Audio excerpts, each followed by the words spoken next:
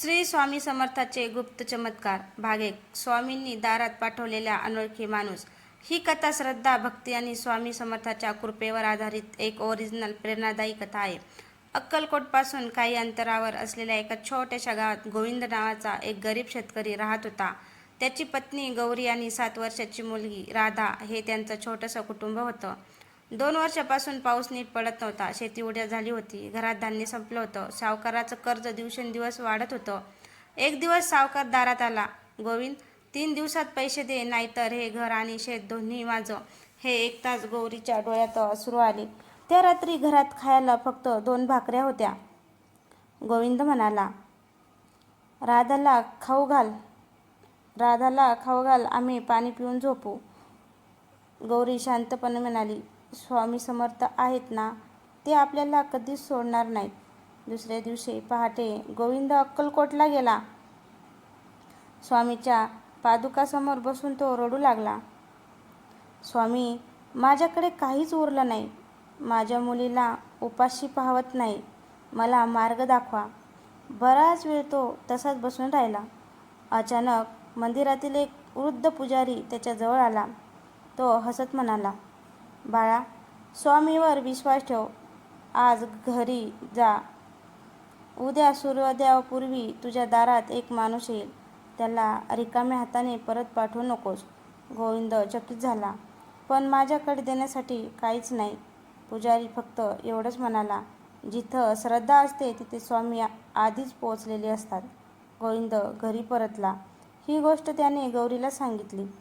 ती म्हणाली, स्वामींनी सांगितलं असेल तर नक्की काहीतरी कारण असेल. रात्र झाली. घरात उरलेली शेवटची एकच भाकरी होती. गौरीने ती काळजीपूर्वक ठेवली.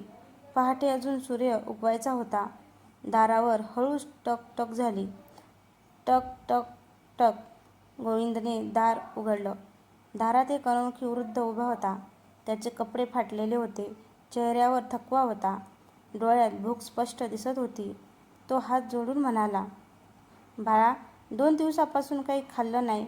थोडं खायला मिळेल का? गोविंदाच्या मनात विचाराचं वादळ उठलं. घरात फक्त एकच भाकरी होती. ती दिली तर स्वतःचं कुटुंब उपाशी राहणार आणि नाही दिली तर स्वामींचा शब्द मोडणार.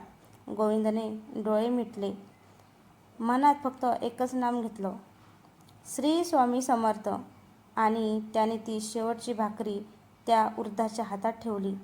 वृद्धाच्या चेहऱ्यावर एक विलक्षण स्मित उमटलं. तो म्हणाला, आज तू मला भाकरी दिलीस. उद्या स्वामी तुझ्या घरी अशी कृपा करतील की तुझ्या दारातून कोणीही उपाशी जाणार नाही. हे बोलून तो वृद्ध काही पावलं पुढे गेला. गोविंद त्याच्या मागे गेला.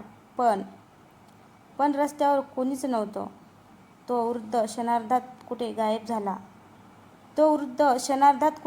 झाला. गोविंद स्तब्ध उभा राहिला. त्याच्या मनात एक प्रश्न घुमत होता.